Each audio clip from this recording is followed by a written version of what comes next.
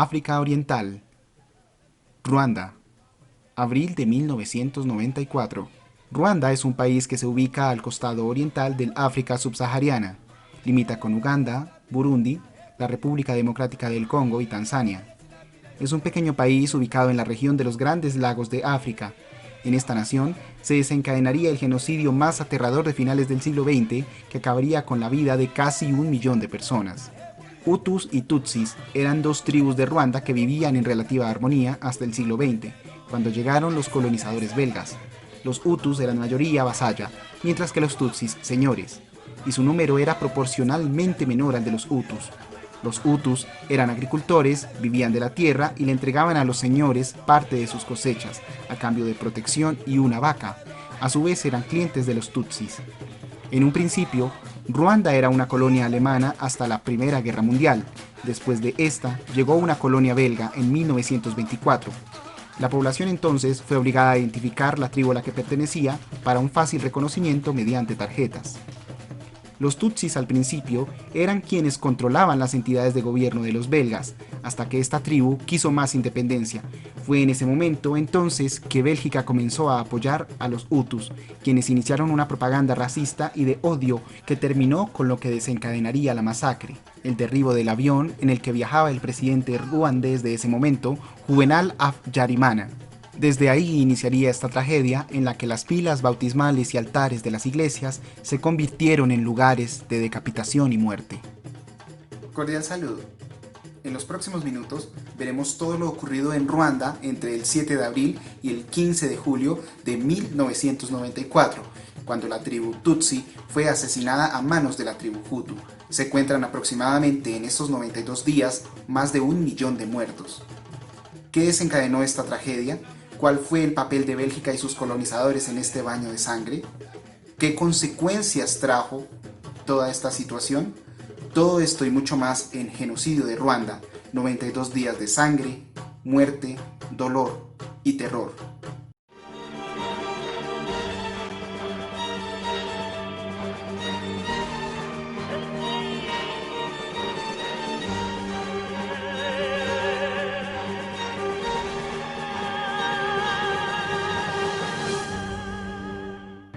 El origen de este conflicto se sitúa en 1959, el año de la Revolución, puesto que fue en este año en el que se desencadenó la hecatombe que acabaría con la hegemonía de los Tutsis y traería como resultado el primer gobierno Hutu.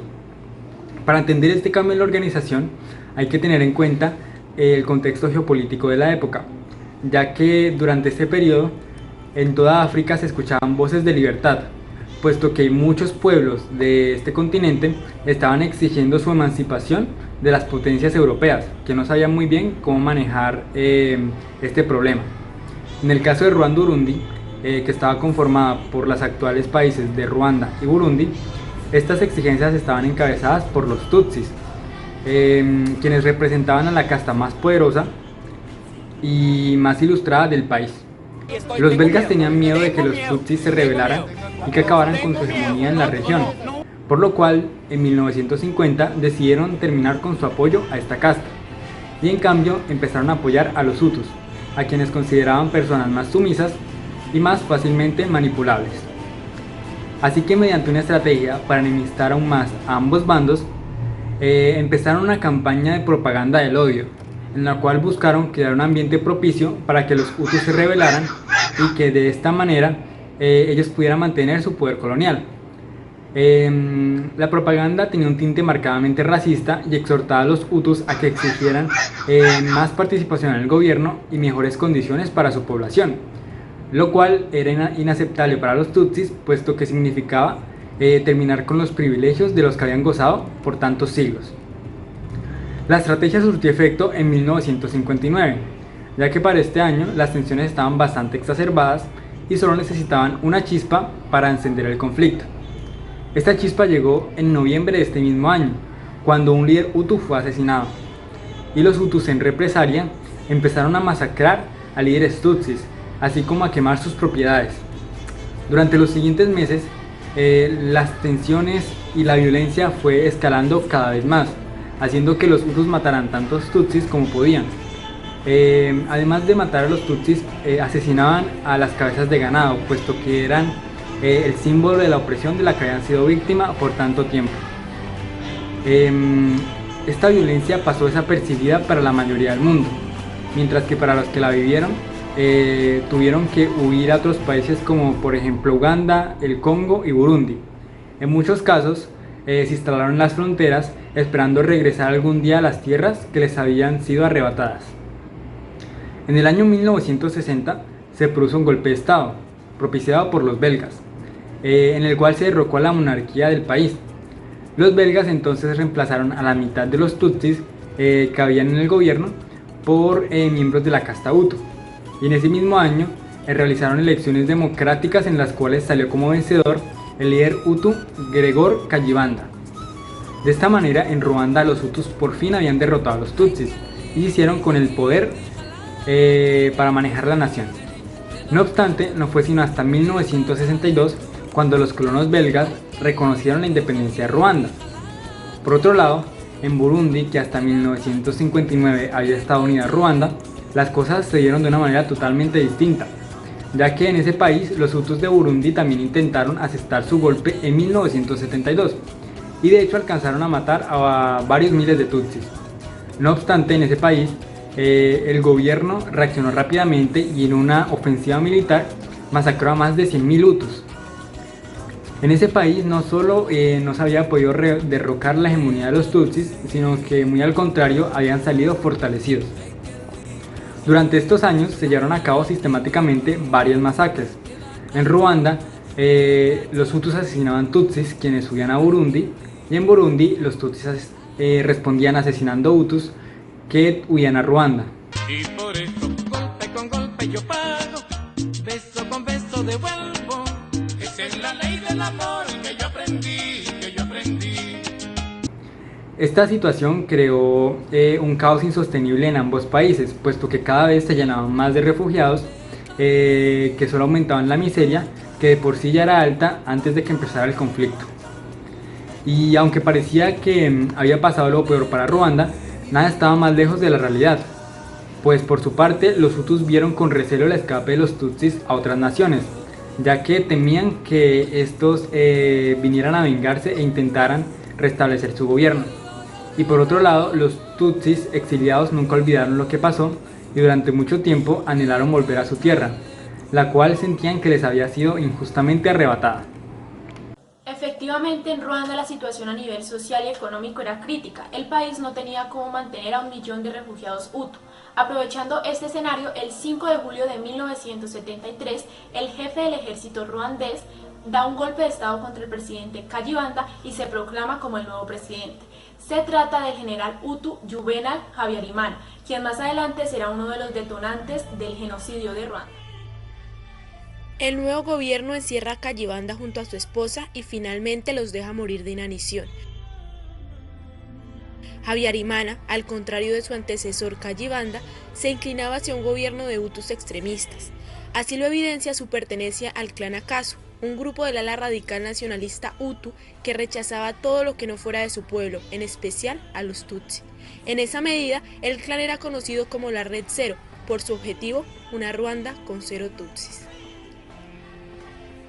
En ese contexto inicia el gobierno de Habyarimana, quien introduce el sistema del partido único llamado el Movimiento Revolucionario Nacional para el Desarrollo. La dictadura militar se toma Ruanda y la represión y tortura se convierten en cosa de todos los días. Aquí ya no solo se enfrentan castas, se enfrenta la dictadura contra la democracia. Entre tanto, el contexto internacional también se encontraba bastante agitado, pues el mundo empezaba a vivir la crisis del petróleo. Esto lleva a que las enormes masas de petrodólares se reciclen a través de los bancos de inversión de Nueva York, que pasan a partir de ese momento a centrar su actividad en el préstamo de capitales a gobiernos de países en vías de desarrollo para estimular su economía. O esa era la fachada, pues la realidad era que las deudas externas de los países aumentaban en gran medida. Ruanda, al igual que otros países en vías de desarrollo, no quedó fuera de este contexto. A finales de la década de los 80, el país empieza a atravesar un proceso de empobrecimiento a causa de una crisis que se vive en el sector agrícola productor de café, principal producto de exportación en Ruanda, lo que aumenta los niveles de pobreza y también la brecha de desigualdad entre ricos y pobres. Todo esto en medio de una deuda externa cada vez más alta. Como afirma David Harvey, por esta época, el Fondo Monetario Internacional y el Banco Mundial se convirtieron en centros de propagación y ejecución del fundamentalismo del libre mercado y de la ortodoxia neoliberal. A cambio de la reprogramación de la deuda externa, exigían implementar reformas como recortar el gasto social, crear legislaciones más flexibles para el mercado de trabajo y optar por la privatización. Se aprovechan de su crisis, de su estado de shock e implementan las medidas neoliberales casi que a la fuerza. Esto sucede a través del programa de ajuste estructural, el cual empezó a llevar a cabo las medidas neoliberales. La privatización del país se volvió cada vez más una realidad. Ruanda se fue convirtiendo en propiedad privada de la familia de la mujer del presidente y del clan Akazu. Además, los servicios sociales básicos eran un lujo.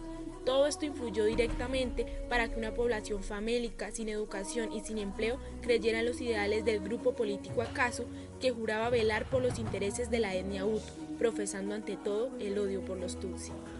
Mientras el país atravesaba esta crisis que empobrecía a la población, algunos tutsis que se habían refugiado en países cercanos a Ruanda empezaron a apoyar a diferentes pueblos de Uganda para combatir a su gobierno autoritario.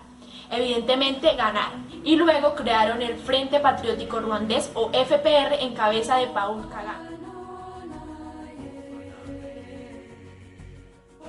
Con la moral que les había dado el triunfo, el 30 de septiembre de 1990 empiezan un golpe de estado contra Habyarimana. El FPR casi logra su cometido, llegar a Kigali y sacar a los Hutus del poder. Sin embargo, una llamada lo cambió todo. Habyarimana se contactó con el presidente francés para que con sus tropas controlara la situación. Cuando París se enteró de que unos tutsis anglófonos habían entrado en el territorio de la francófona Ruanda, violando las fronteras de la francofonía, no dudaron en detener el golpe de estado. Los guerrilleros que querían luchar contra el régimen de Habyarimana prefirieron no arriesgarse. El país quedó en la nada, los cubrió una atmósfera gris donde no había ni guerra ni paz.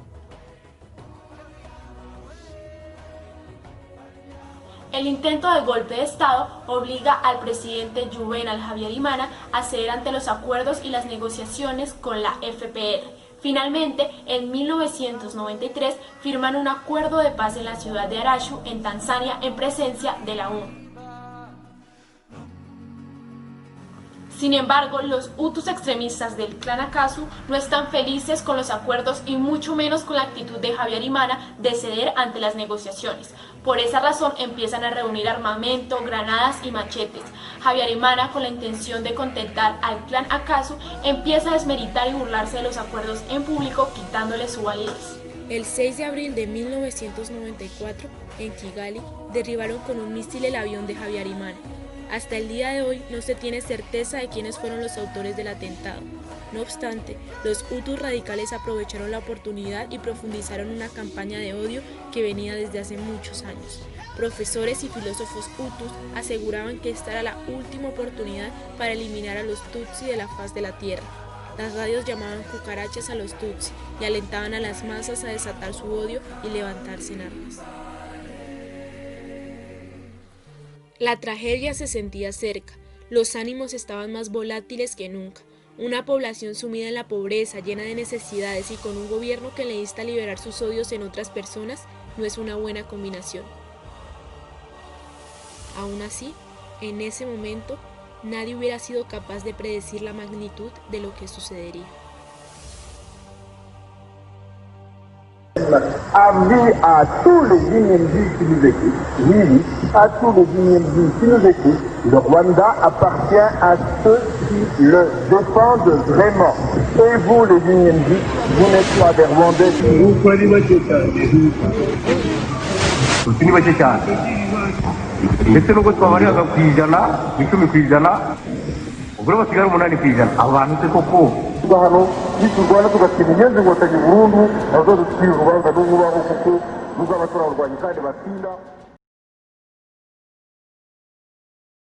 Con la muerte de Habyarimana, Agathe Uwilingiyimana, primera ministra de gobierno de Ruanda, tomó el cargo como jefa de gobierno. Sin embargo, eso no duró mucho, pues el 7 de abril de 1994 fue asesinada junto con 10 cascos azules que estaban para protegerla. Este suceso dio paso a todo el ciclo de violencia que iba a sufrir Ruanda, por mano de los Tutsis y de los Hutus. Se estima que 1 millón de personas fueron asesinadas en los 100 días que duró lo que se conoce como genocidio de Ruanda. Al menos 250.000 mujeres fueron violadas, 95.000 niños fueron ejecutados y cerca de 400.000 quedaron huérfanos. El 9 de abril de 1994 ocurrió la masacre de Gikondo, en la cual murieron más de 100 tutsis a manos de hutus extremistas en una iglesia. Las iglesias ya no servían como antes para proteger a las personas, sino eran lugares de asesinato. El 18 de abril de 1994, la masacre de Kibuye sumó 12.000 tutsis a las estadísticas de muertes, los cuales fueron asesinados en el estadio de Guataro donde buscaban protección. El 21 de abril de 1994, tras la muerte de los calcos azules belgas, el Consejo de Seguridad de la ONU aprueba la retirada de sus tropas y reduce los efectivos de su misión de paz en Ruanda de 2.500 a unos 250. El 23 de junio, la Organización de las Naciones Unidas activó la Operación Turquesa, la cual tenía el fin de restablecer el orden en el país y mantener una zona de protección humanitaria ubicada al suroeste de Ruanda.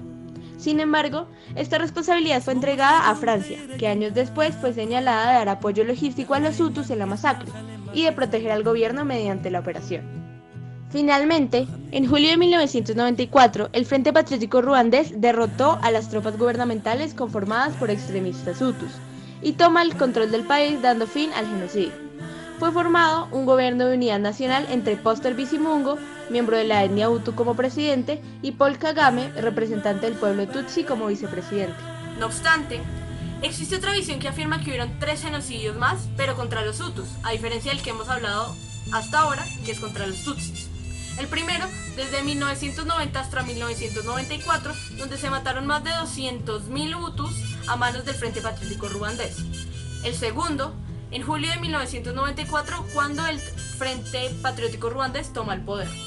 Y el tercer genocidio en los campos de refugiados formados por los hutus que huyeron hacia lo que ahora es la República Democrática del Congo. Y aunque esta versión no es muy conocida, en 2008 se produjeron 40 órdenes de arresto contra militares y jefes al mando del Frente Patriótico Ruandés. Afirmando que, y cito, se calcula que solo en Masaka, entre julio de 1994 a los primeros meses de 1995, se asesinó a más de 50.000 personas, y con el fin de proceder a la incineración de los cadáveres, los tenientes coroneles Jackson Ruama Mutabazi y Karake Karenzi habrían enviado 2 veces por semana camiones llenos de barriles de gasolina.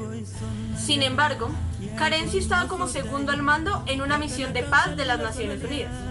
Y aun cuando estas declaraciones se profirieron, y con ellas las órdenes de arresto, la ONU no lo destituyó de su cargo. Al conocer todos estos sucesos nos surgen unas preguntas. ¿Por qué la comunidad internacional no intervino en el conflicto? ¿Por qué después de lo sucedido en Alemania, la ONU no intervino? Para responder esto tenemos que remontarnos a 1984, después de la Segunda Guerra Mundial, donde la Asamblea General de las Naciones Unidas aprobó la resolución 260A referida a la Convención sobre la Prevención y Castigo del Crimen del Genocidio, la cual obligaba a todas las partes contratantes a hacer todo lo necesario para prevenir y castigar actos cometidos con intención de destruir a un grupo nacional, étnico, racial o religioso. No obstante, los organismos internacionales se negaron por meses a denominar el conflicto de Ruanda como genocidio, pues denominarlo de esa manera los obligaba a actuar, y ellos no querían intervenir en lo que denominaban como guerra civil. Esta convención exigía a las partes contratantes actuasen como fuera para frenar las masacres, y dado que Estados Unidos no quería intervenir, la administración de Bill Clinton prohibió usar la palabra genocidio para referirse a lo que estaba pasando en Ruanda. Tiempo después, el secretario general de la ONU reconoció su responsabilidad en el genocidio al no haber participado para impedirlo. Cito, es un escándalo. Soy el primero en decirlo y estoy dispuesto a repetirlo. Es un fracaso de las Naciones Unidas y también de la comunidad internacional, y todos somos responsables. Se trata de un genocidio. Ahora debemos hablar de qué pasó con Ruanda después del genocidio, porque si bien este evento marcó profundamente a sus habitantes, La historia parece sonreírle de nuevo al país africano. Sin embargo, no todo es color de rosa. Después del genocidio pasaron muchas cosas, dentro de ellas la llegada al poder de Paul Kagame, que parece ser algo así como el Nayib Bukele africano. Tiene un canal de YouTube, da conferencias en las más prestigiosas universidades y erradicó las diferencias entre Hutus y Tutsis. Ahora todos son personas, básicamente la gente lo adora. Paul Kagame no es precisamente todo lo que está bien en este mundo, porque sí, la gente en Ruanda lo quiere, pero ¿es normal que gane las elecciones con un 96% de votos a favor? La respuesta a esta pregunta es que no. En realidad, lo que pasa en Ruanda es que de por sí nadie puede hacerle oposición a Paul Kagame, y tampoco se puede hablar ya ni de Hutus ni de Tutsis. Lo que pasa en realidad es que es un gobierno sumamente autoritario. ¿Y dónde queda la justicia? Después de un tiempo, la Organización de las Naciones Unidas se atrevió a llamar a lo que pasó en Ruanda como tal, como un genocidio, y por este motivo se creó el Tribunal Especial para Ruanda. El Tribunal Especial para Ruanda fue creado, en palabras de la ONU, para poner fin a esos crímenes y tomar medidas eficaces para hacer comparecer ante la justicia a los responsables. De la mano de dos salas de primera instancia, una sala de segunda instancia, un fiscal, un secretario y entre otros muchos funcionarios, se instauraba el Tribunal Internacional para Ruanda, el cual emitió el primer fallo por el crimen definido como genocidio el 2 de septiembre de 1998. Sin embargo, el proceso de pacificación de un país requiere justicias especiales, cuyo objetivo sean la verdad y el perdón. Uno de estos ejemplos lo tenemos en el caso colombiano con la JEP. Sin embargo, en Ruanda ya llevan bastante tiempo con esto. Allí se le conoce como justicia gachacha, cuyo significado es hierba, el lugar de la reconciliación, y llegó para ayudar al sistema judicial ruandés.